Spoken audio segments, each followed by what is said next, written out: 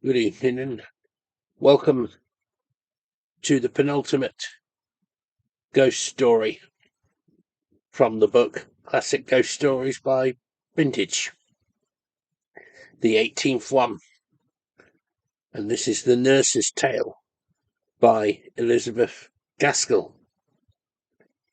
She was born on 29th of September 1810 in London. She was brought up in Knutsford, Cheshire, by her aunt after her mother died when she was 2 years old. In 1832 she married William Gaskell, who was a Unitarian minister like her father. After their marriage, they lived in Manchester with their children. Elizabeth Gaskell published her first novel, Mary Barton, in 1848 to great success. She went on to publish much of her work in Charles Dickens's magazines, Household Words, and All the Year Round. Along with short stories and a biography of Charlotte Bronte, she published 5 more novels, including North and South, 1855, and Wives and Daughters, posthumously, 1866. And she died on the 12th of November, 1865. And this one is considerably shorter than last night's one. This one is 17, I think only about 24 pages. Yeah, 395 let's see. I just need to yes, that one finishes at 422 and begins on page 397, 0717. Yes, it's 25 pages. Or 24 and a half, really.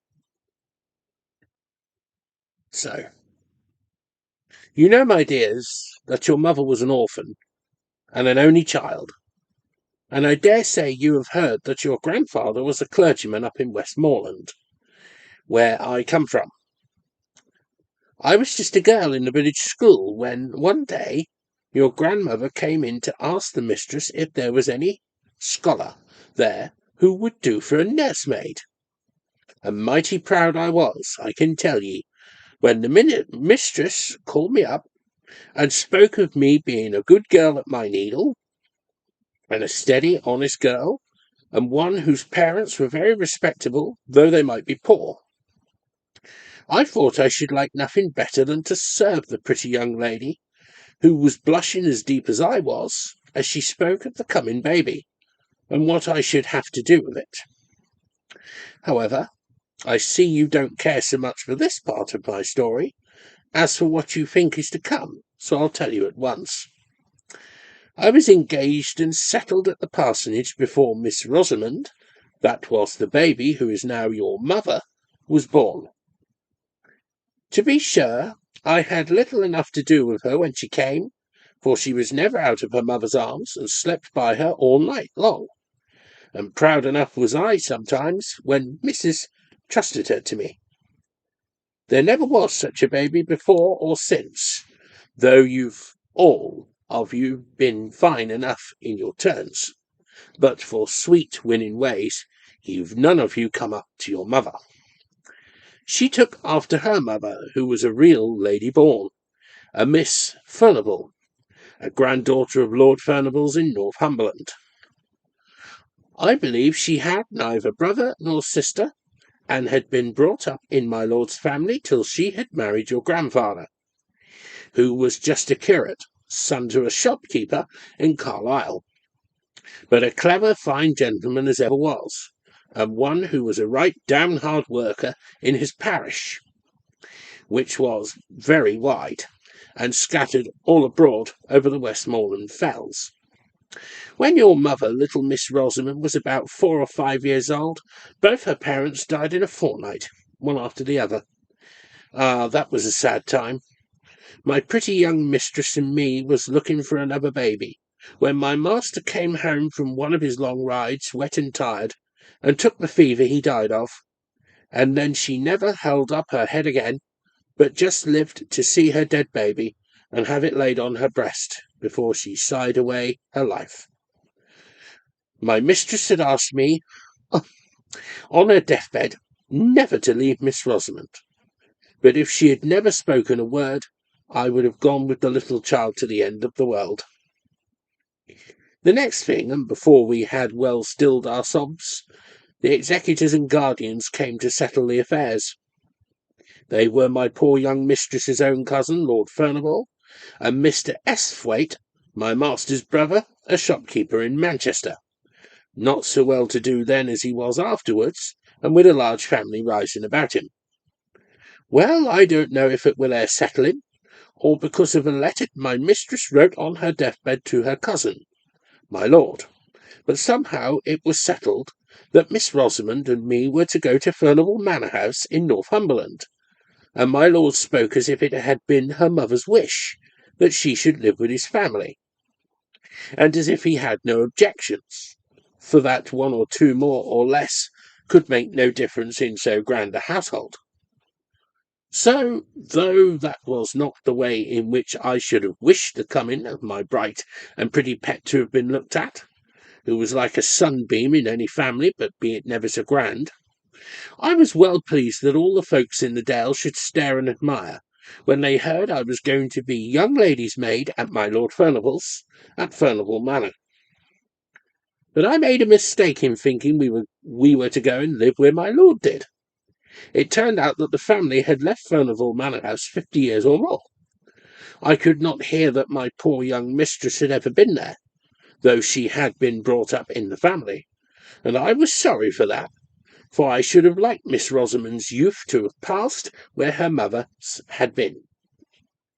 My lord's gentleman, from whom I asked as many questions as I durst, said that the manor house was at the foot of the Cumberland Fells, and a very grand place, that an old Miss Furnival, a great aunt of my lord's, lived there, with only a few servants, but that it was a very healthy place, and my lord had thought that it would suit Miss Rosamond very well for a few years, and that her being there might perhaps amuse his old aunt. I was bidden by my lord to have Miss Rosamond's things ready by a certain day. He was a stern, proud man, as they say, all the Lords Furnival were, and he never spoke a word more than was necessary. Folk did say he had loved my young mistress, but that because she knew that his father would object. She would never listen to him, and married Mr. Esthwaite. But I don't know. He never married at any rate, but he never took much notice of Miss Rosamond, which I thought he might have done if he had cared for her dead mother.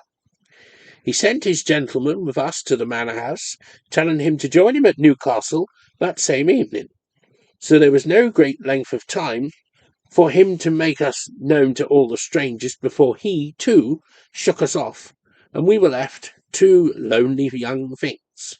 I was not 18 in the great old manor house. Seems like yesterday that we drove there. We had left our own dear parsonage very early, and we had both cried as if our hearts would break, though we were travelling in my lord's carriage, which I thought so much of once. And now it was long past noon on a September day, and we stopped to change horses for the last time at a little smoky town, all full of colliers and miners. Miss Rosamond had fallen asleep, but Mr. Henry told me to waken her, that she might see the park and the manor house as we drove up. I thought it rather a pity, but I did what he bade me, for fear he should complain of me to my lord. We had left all signs of a town, or even a village, and were then inside the gates of a large wild park, not like the parks here in the south, but with rocks, and the noise of running water, and gnarled thorn trees and old oaks, all white and peeled with age. The road went up about 2 miles, and then we saw a great and stately house with many trees close around it, so close that in some places their branches dragged against the walls when the wind blew, and some hung broken down, for no one seemed to take much charge of the place, to lock the wood, or to keep the moss-covered carriageway in order. Only in front of the house all was clear. The great oval drive was without a weed, and neither tree nor creeper was allowed to grow over the long, many-windowed front, at both sides of which a wing projected, which were each the ends of other side fronts. For the house, although it was desolate, was even grander than I expected. Behind it rose the fells, which seemed unenclosed and bare enough, and on the left hand of the house, as you stood facing it, was a little old-fashioned flower garden, as I found out afterwards. A door opened out upon it from the west front. It had been scooped out of the thick dark wood for some old Lady Furnival, but the branches of the great forest trees had grown and overshadowed it again, and there were very few flowers that would live there at that time. When we drove up to the great front entrance and went into the hall, I thought we would be lost. It was so large and vast and grand. There was a chandelier, all of bronze, hung down from the middle of the ceiling, and I had never seen one before, and looked at it all in amaze. Then, at one end of the hall, was a great fireplace, as large as the sides of the houses in my country, with massy andirons and dogs to hold the wood, and by it were heavy old-fashioned sofas. At the opposite end of the hall, to the left as you went in, on the western side was an organ built into the wall, and so large that it filled up the best part of that end. Beyond it, on the same side, was a door, and opposite, on each side of the fireplace, were also doors leading to the east front. But those I never went through as long as I stayed in the house, so I can't tell you what lay beyond. The afternoon was closing in, and the hall, which had no fire lighted in it, looked dark and gloomy, but we did not stay there a moment.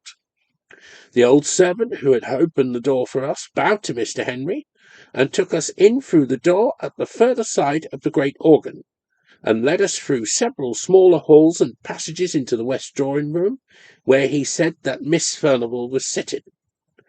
Poor little Miss Rosamond held very tight to me, as if she was scared and lost in that great place, and as for myself, I was not much better. The west drawing-room was very cheerful-looking, with a warm fire in it, and plenty of good comfortable furniture about. Miss Furnival was an old lady not far from 80, I should think, but I do not know. She was thin and tall, and had a face as full of fine wrinkles as if they had been drawn all over it with a needle's point. Her eyes were very watchful to make up, I suppose, for her being so deaf as to be obliged to use a trumpet. Sitting with her, working at the same great piece of tapestry, was Mrs. Stark, her maid and companion, and almost as old as she was. She had lived with Miss Furnival ever since they both were young, and now she seemed more like a friend than a servant. She looked so cold and grey and stony, as if she had never loved or cared for anyone, and I don't suppose she did care for anyone except her mistress, and owing to the great deafness of the latter, Mrs. Stark treated her very much as if she were a child. Mr. Henry gave some message from my lord, and then he bowed good-bye to us all, taking no notice of my sweet little Miss Rosamond's outstretched hand, and left us standing there, being looked at by the two old ladies through their spectacles. I was right glad when they rung for the old footman who had shown us in at first, and told him to take us to our rooms. So we went out of that great drawing-room and into another sitting-room, and out of that, and then up a great flight of stairs and along a broad gallery, which was something like a library, having books all down one side, and windows and writing-tables all down the other, till we came to our rooms, which I was not sorry to hear were just over the kitchens, for I began to think I should be lost in that wilderness of a house. There was an old nursery that had been used for all the little lords and ladies long ago, with a pleasant fire burning in the grate, and the kettle boiling on the hob, and tea things spread out on the table, and out of that room was the night nursery, with a little crib for Miss Rosamond close to my bed. And old James called up Dorothy, his wife, to bid us welcome, and both he and she were so hospitable and kind that by and by Miss Rosamond and me felt quite at home, and by the time tea was over she was sitting on Dorothy's knee, and chattering away as fast as her little tongue could go. I soon found out that Dorothy was from Westmoreland, and that bound her and me together, as it were, and I would never wish to meet with kinder people than were old James and his wife. James had lived pretty nearly all his life in my lord's family, and thought there was no one so grand as they. He even looked down a little on his wife, because, till he had married her, she had never lived in any but a farmer's household.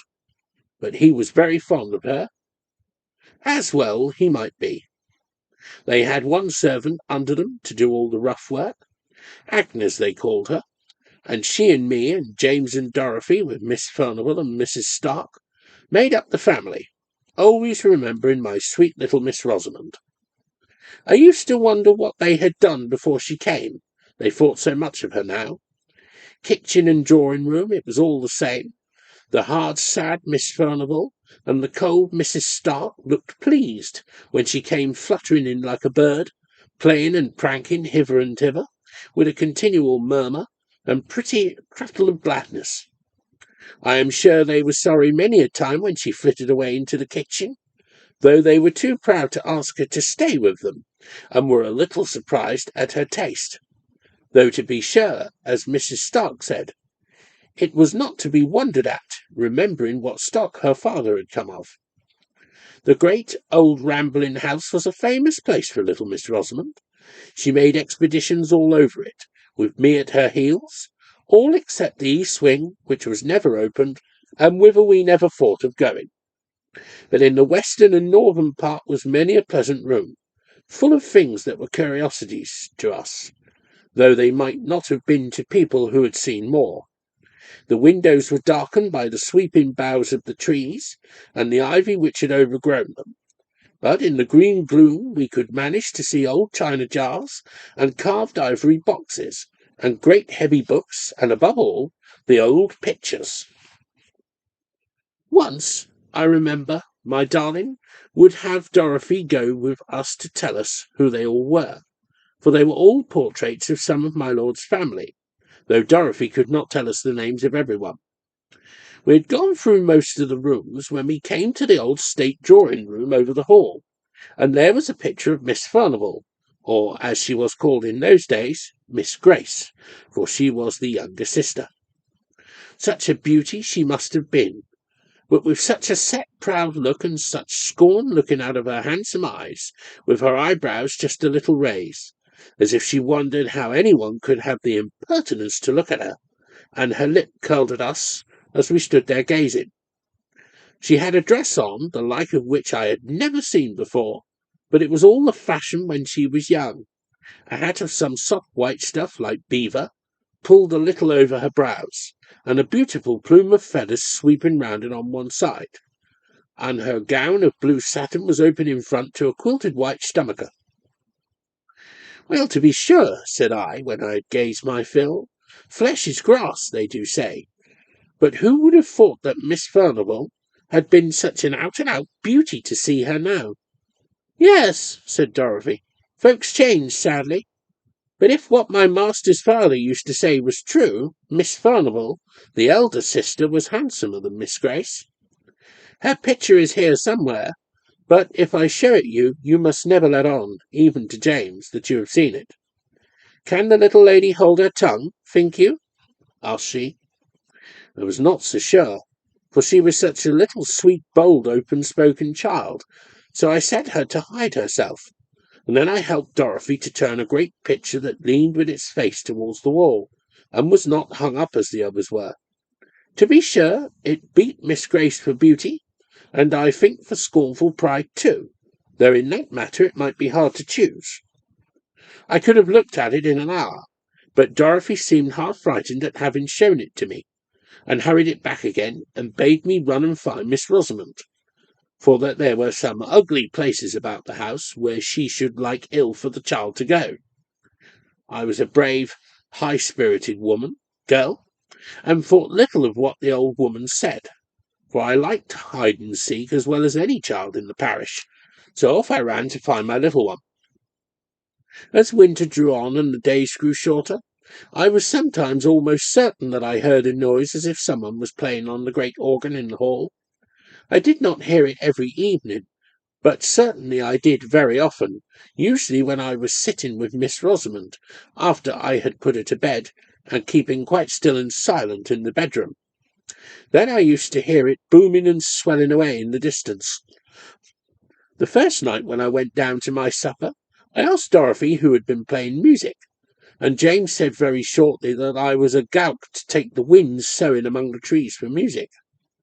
But I saw Dorothy look at him very fearfully, and Bessie, the kitchen maid, said something beneath her breath and went quite white. I saw they did not like my questions, so I held my peace till I was with Dorothy alone, when I knew I could get a good deal out of her. So the next day I watched my time, and I coaxed and asked her who it was that played the organ, for I knew that it was the organ and not the wind well enough, for all I had kept silence before James. But Dorothy had had her lesson, I'll warrant, and never a word could I get from her.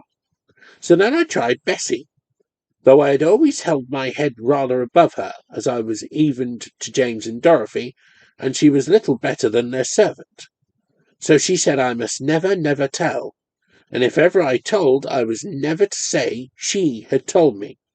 But it was a very strange noise, and she had heard it many a time, but most of all on winter nights, and before storms, and folks did say it was the old lord playing on the great organ in the hall, just as he used to do when he was alive. But who the old lord was, or why he played, and why he played on stormy winter evenings in particular, she either could not or would not tell me.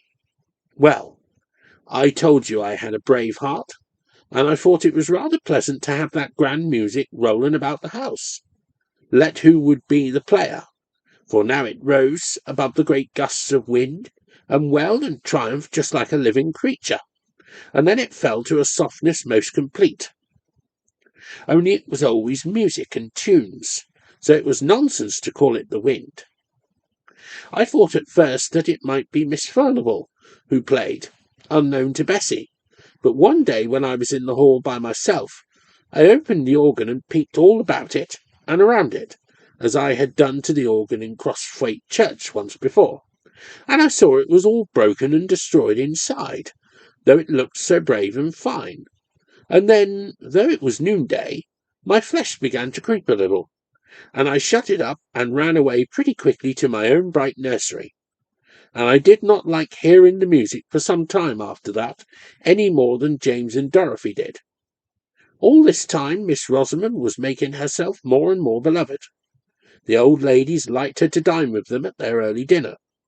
James stood behind Miss Furnival's chair, and I behind Miss Rosamond's, all in state, and after dinner she would play about in a corner of the great drawing-room as still as any mouse, while Miss Furnival slept, and I had my dinner in the kitchen.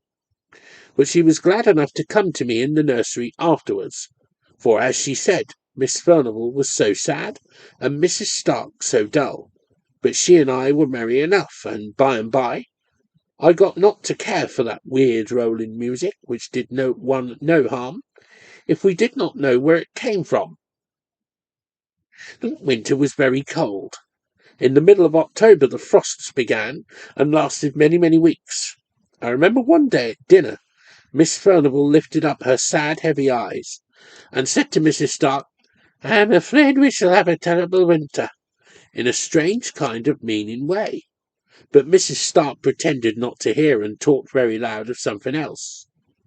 My little lady and I did not care for the frost, not we.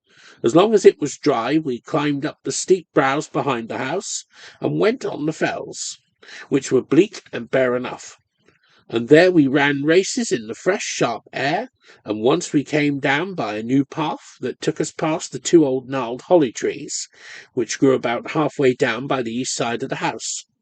But the days grew shorter and shorter, and the old lord, if it was he, played away more and more stormily and sadly on the great organ. One Sunday afternoon, it must have been towards the end of November, I asked Dorothy to take charge of little Missy when she came out of the drawing-room, after Miss Furnival had had her nap, for it was too cold to take her with me to church, and yet I wanted to go. And Dorothy was glad enough to promise, and was so fond of the child that all seemed well. and Bessie and I set off very briskly, though the sky hung heavy and black over the white earth, as if the night had never fully gone away, and the air, though still, was very biting and keen. "We shall have a fall of snow," said Bessie to me. And sure enough, even while we were in church, it came down thick, in great large flakes, so thick it almost darkened the windows. It had stopped snowing before we came out, but it lay soft, thick, and deep beneath our feet as we tramped home. Before we got to the hall, the moon rose, and I think it was lighter then, what with the moon and what with the white dazzling snow, than it had been when we went to church between 2 and 3 o'clock. I have not told you that Miss Furnivall and Mrs. Stark never went to church. They used to read the prayers together in their quiet, gloomy way. They seemed to feel the Sunday very long without their tapestry work to be busy at.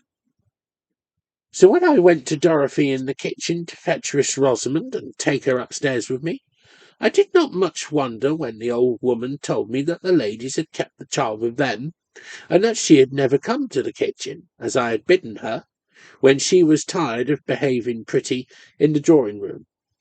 So I took off my things and went to find her and bring her to her supper in the nursery. But when I went into the best drawing-room, there sat the 2 old ladies, very still and quiet, dropping out a word now and then, but looking as if nothing so bright and merry as Miss Rosamond had ever been near them. Still I thought she might be hiding from me. It was one of her pretty ways, and that she had persuaded them to look as if they knew nothing about her. So I went softly peeping under this sofa and behind that chair, making believe I was sadly frightened at not finding her.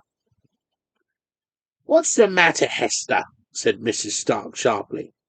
I don't know if Miss Furnivall had seen me, for, as I told you, she was very deaf, and she sat quite still, idly staring into the fire with her hopeless face. "I'm only looking for my little Rosy Posy," replied I, still thinking that the child was there and near me, though I could not see her. "Miss Rosamond is not here," said Mrs. Stark. "She went away more than an hour ago to find Dorothy," and she too turned and went on looking into the fire. My heart sank at this, and I began to wish I had never left my darling. I went back to Dorothy and told her. James was gone out for the day, but she and me and Bessie took lights and went up into the nursery first, and then we roamed over the great large house, calling and entreating Miss Rosamond to come out of her hiding-place and not frighten us to death in that way. But there was no answer, no sound. "Oh," said I at last, "can she have gone into the east wing and hidden there?" But Dorothy said it was not possible, for that she herself had never been in there, that the doors were always locked, and my lord's steward had the keys, she believed. At any rate, neither she nor James had ever seen them. So I said I would go back and see if, after all, she was not hidden in the drawing-room, unknown to the old ladies, and if I found her there, I said I would whip her well for the fright she had given me, and I never meant to do it. Well, I went back to the west drawing-room, and I told Mrs. Stark we could not find her anywhere, and asked for leave to look all about the furniture there, for I thought now that she might have fallen asleep in some warm hidden corner. But no, we looked. Miss Furnivall got up and looked, trembling all over, and she was nowhere there. Then we set off again, every one in the house, and looked in all the places we had searched before, but we could not find her. Miss Furnivall shivered and shook so much that Mrs. Stark took her back into the warm drawing-room, but not before they had made me promise to bring her to them when she was found. Well a day! I began to think she never would be found, when I bethought me to look into the great front court, all covered with snow. I was upstairs when I looked out, but it was such clear moonlight I could see quite plain 2 little footprints which might be traced from the hall door and round the corner of the east wing. I don't know how I got down, but I tugged open the great stiff hall door, and throwing the skirt of my gown over my head for a cloak, I ran out. I turned the east corner, and there a black shadow fell on the snow. But when I came again into the moonlight, there were the little footmarks going up to the fells. It was bitter cold, so cold that the air almost took the skin off my face as I ran. But I ran on, crying to think how my poor little darling must be perished and frightened. I was within sight of the holly trees when I saw a shepherd coming down the hill, bearing something in his arms wrapped in his maud. He shouted to me and asked if I had lost a bairn, and when I could not speak for crying, he bore towards me, and I saw my wee bairnie lying still and white and stiff in his arms, as if she had been dead. He told me he had been up the fells to gather in his sheep before the deep cold of night came on, and that under the holly trees, black marks on the hillside, where no other bush was for miles around, he had found my little lady, my lamb, my queen, my darling, stiff and cold in the terrible sleep which is frost-begotten. Oh, the joy and the tears of having her in my arms once again! For I would not let him carry her, but took her, maud and all, into my own arms, and held her near my own warm neck and heart, and felt the life stealing slowly back again into her little gentle limbs. But she was still insensible when we reached the hall, and I had no breath for speech. We went in by the kitchen door. "Bring me the warming pan," said I, and I carried her upstairs and began undressing her by the nursery fire, which Bessie had kept up.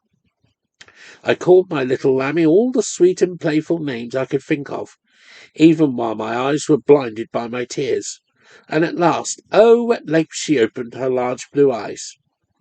Then I put her into her warm bed, and sent Dorothy down to tell Miss Furnivall that all was well, and I made up my mind to sit by my darling's bedside the livelong night. She fell away into a soft sleep as soon as her pretty head had touched the pillow, and I watched by her till morning light, when she wakened up bright and clear, or so I thought at first, and, my dears, so I think now.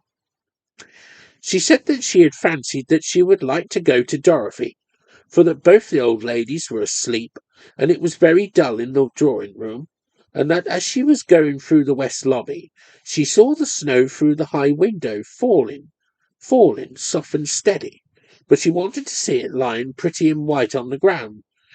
So she made her way into the great hall, and then, going to the window, she saw it bright and soft upon the drive. But while she stood there, she saw a little girl, not so old as she was, but so pretty, said my darling, and this little girl beckoned to me to come out. And oh, she was so pretty and so sweet, I could not choose but go. And then this other little girl had taken her by the hand, and side by side the two had gone round the east corner. "Now you are a naughty little girl, and telling stories," said I. "What would your good mamma, that is in heaven, and never told a story in her life, say to her little Rosamond, if she heard her? And I dare say she does, telling stories." "Indeed, Hester," sobbed out my child, "I'm telling you true. Indeed I am." "Don't tell me," said I, very stern. "I tracked you by your footmarks through the snow. There were only yours to be seen. And if you had had a little girl to go hand in hand with you up the hill, don't you think the footprints would have gone along with yours?" "I can't help it, dear, dear Hester," said she, crying, "if they did not. I never looked at her feet, but she held my hand fast and tight in her little one, and it was very, very cold. She took me up the fell path, up to the holly trees, and there I saw a lady weeping and crying. But when she saw me, she hushed her weeping, and smiled very proud and grand, and took me on her knee, and began to lull me to sleep. And that's all, Hester. But that is true, and my dear mamma knows it is," said she, crying.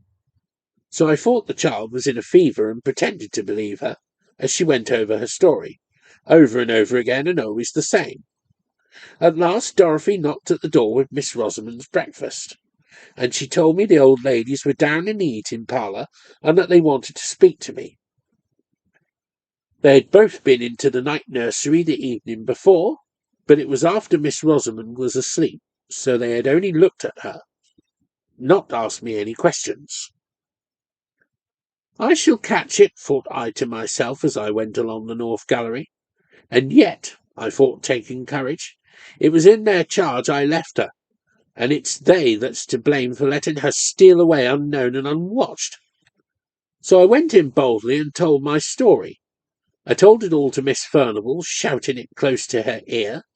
But when I came to the mention of the other little girl out in the snow, coaxing and tempting her out, and willing her up to the grand and beautiful lady by the holly tree, she threw her arms up, her old and withered arms, and cried aloud, "Oh, heaven forgive! Have mercy!" Mrs. Stark took hold of her, roughly enough, I thought, but she was past Mrs. Stark's management, and spoke to me in a kind of wild warning and authority. "Hester, keep her from that child.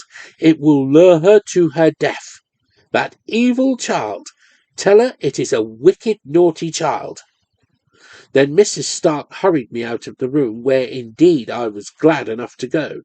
But Miss Furnivall kept shrieking out, "Oh, have mercy! Wilt thou never forgive? It is many a long year ago." Yeah. I was very uneasy in my mind after that. I durst never leave Miss Rosamond, night or day, for fear lest she might slip off again, after some fancy or other, and all the more because I thought I could make out that Miss Furnivall was crazy from their odd ways about her, and I was afraid lest something of the same kind, which might be in the family, you know, hung over my darling. And the great frosts never ceased all this time, and whenever it was a more stormy night than usual, between the gusts and through the wind, we heard the old lord playing on the great organ. But old lord or not, wherever Miss Rosamond went, there I followed, for my love for her pretty, helpless orphan was stronger than my fear for the grand and terrible sound. Besides, it rested with me to keep her cheerful and merry as beseemed her age. So we played together and wandered together, here and there and everywhere, for I never dared to lose sight of her again in that large and rambling house. And so it happened that one afternoon, not long before Christmas Day, we were playing together on the billiard table in the great hall. Not that we knew the right way of playing, but she liked to roll the smooth ivory balls with her pretty hands, and I liked to do whatever she did. And by, without our noticing it, it grew dusk indoors, though it was still light in the open air, and I was thinking of taking her back into the nursery when all of a sudden she cried out, "Look, Hester! Look! There is my poor little girl out in the snow."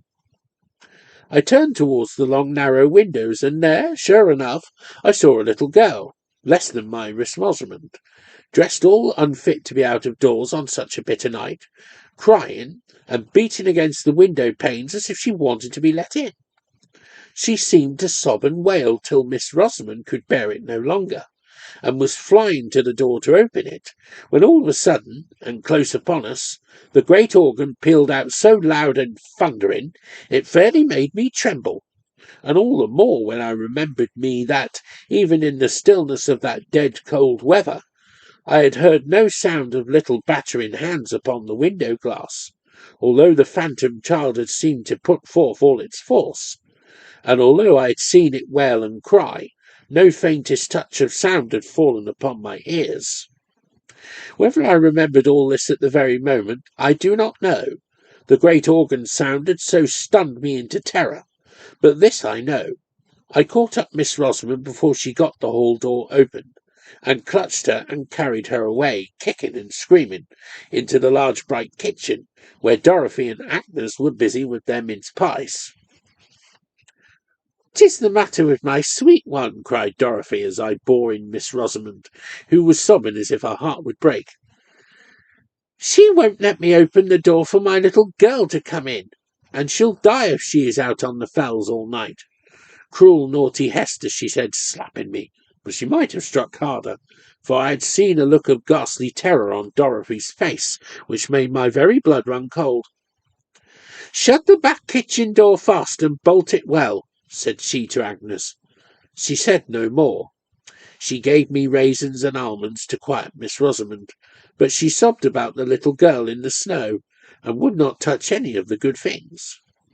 I was thankful when she cried herself to sleep in bed. Then I stole down to the kitchen and told Dorothy I had made up my mind.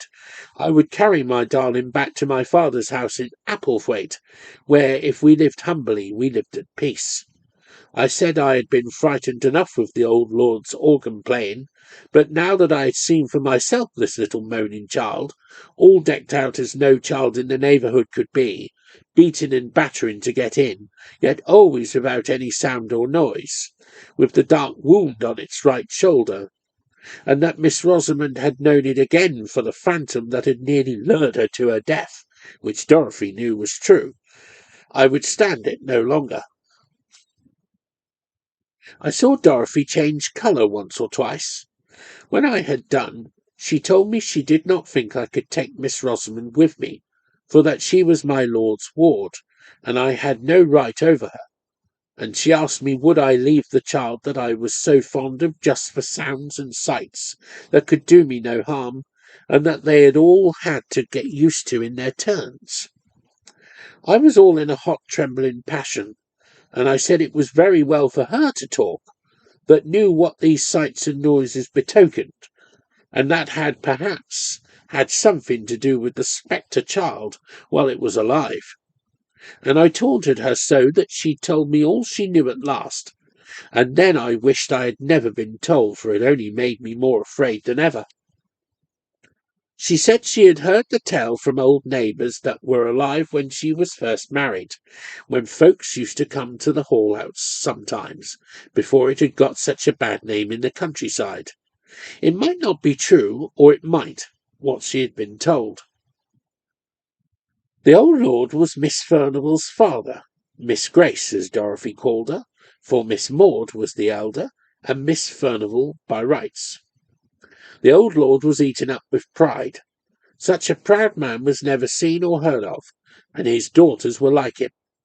No one was good enough to wed them, although they had choice enough, for they were the great beauties of their day, as I had seen by their portraits where they hung in the state drawing-room. But as the old saying is, pride will have a fall, and these two haughty beauties fell in love with the same man, and he no better than a foreign musician, whom their father had down from London to play music with him at the manor house. For above all things, next to his pride, the old lord loved music. He could play on nearly every instrument that ever was heard of, and it was a strange thing it did not soften him. But he was a fierce, dour old man, and had broken his poor wife's heart with his cruelty, they said. He was mad after music, and would pay any money for it. So he got this foreigner to come, who made such beautiful music that they said the very birds on the trees stopped their singing to listen. And by degrees this foreign gentleman got such a hold over the old lord that nothing would serve him but that he must come every year. And it was he that had the great organ brought from Holland and built up in the hall where it stood now. He taught the old lord to play on it, but many and many a time when Lord Furnival was thinking of nothing but his fine organ and his finer music, the dark foreigner was walking abroad in the woods with one of the young ladies, now Miss Maud, and then Miss Grace. Miss Maud won the day and carried off the prize, such as it was, and he and she were married, all unknown to anyone, and before he made his next yearly visit, she had been confined of a little girl at a farmhouse on the moors, while her father and Miss Grace thought she was away at Doncaster races. But though she was a wife and a mother, she was not a bit softened, but as haughty and as passionate as ever, and perhaps more so, for she was jealous of Miss Grace, to whom her foreign husband paid a deal of court, by way of blinding her, as he told his wife. But Miss Grace triumphed over Miss Maud, and Miss Maud grew fiercer and fiercer, both with her husband and with her sister, and the former, who could easily shake off what was disagreeable, and hide himself in foreign countries, went away a month before his usual time that summer, and half threatened that he would never come back again. Meanwhile the little girl was left at the farmhouse, and her mother used to have her horse saddled and gallop wildly over the hills to see her once every week, at the very least, for where she loved, she loved. and where she hated. And the old lord went on playing on his organ, and the servants thought the sweet music he made had soothed down his awful temper, of which, Dorothy said, some terrible tales could be told. He grew infirm too, and had to walk with a crutch, and his son, that was the present Lord Furnival's father, was with the army in America, and the other son at sea. So Miss Maud had it pretty much her own way, and she and Miss Grace grew colder and bitterer to each other every day, till at last they hardly ever spoke except when the old lord was by. The foreign musician came again the next summer, but it was for the last time, for they led him such a life with their jealousy and their passions that he grew weary and went away and never was heard of again. And Miss Maud, who had always meant to have her marriage acknowledged when her father should be dead, was left now a deserted wife, whom nobody knew to have been married, with a child that she dared not own, although she loved it to distraction, living with a father whom she feared, and a sister whom she hated. When the next summer passed over and the dark foreigner never came, both Miss Maud and Miss Grace grew gloomy and sad. They had a haggard look about them, though they looked handsome as ever. But by and by Maud brightened, for her father grew more and more infirm, and more than ever carried away by his music, and she and Miss Grace lived almost entirely apart, having separate rooms, the one on the west side, Miss Maud on the east, those very rooms which were now shut up. So she thought she might have her little girl with her, and no one need ever know except those who dared not speak about it, and were bound to believe that it was, as she said, a cottager's child she had taken a fancy to. All this, Dorothy said, was pretty well known, but what came afterwards no one knew except Miss Grace and Mrs. Stark, who was even then her maid, and much more of a friend to her than ever her sister had been. But the servants supposed, from words that were dropped, that Miss Maud had triumphed over Miss Grace, and told her that all the time the dark foreigner had been mocking her with pretended love. He was her own husband. The colour left Miss Grace's cheek and lips that very day for ever, and she was heard to say many a time that sooner or later she would have her revenge, and Mrs. Stark was for ever spying about the east rooms. One fearful night, just after the new year had come in, when the snow was lying thick and deep and the flakes were still falling, fast enough to blind anyone who might be out and abroad, there was a great and violent noise heard, and the old lord's voice above all, cursing and swearing awfully, and the cries of a little child, and the proud defiance of a fierce woman, and the sound of a blow, and a dead stillness, and moans and wailings dying away on the hillside. Then the old lord summoned all his servants and told them, with terrible oaths and words more terrible, that his daughter had disgraced herself, and that he had turned her out of doors, her and her child, and that if ever they gave her help, or food, or shelter, he prayed that they might never enter heaven.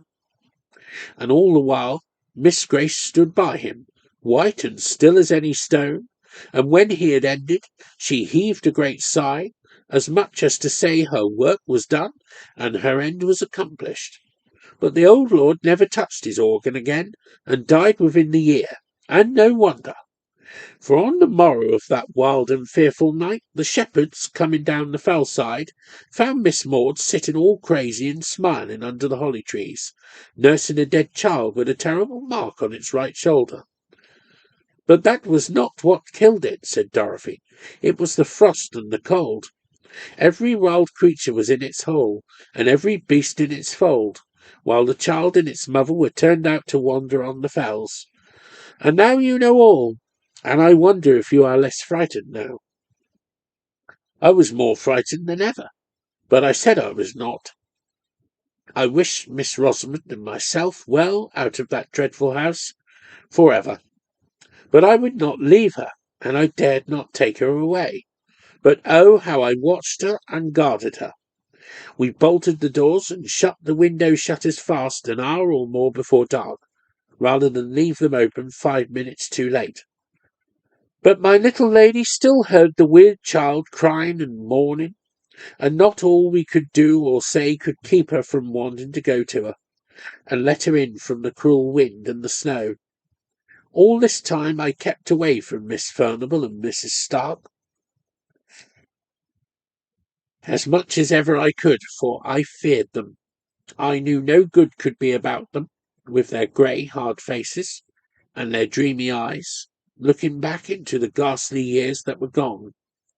But even in my fear, I had a kind of pity for Miss Furnivall at least. Those gone down to the pit can hardly have a more hopeless look than that which was ever on her face.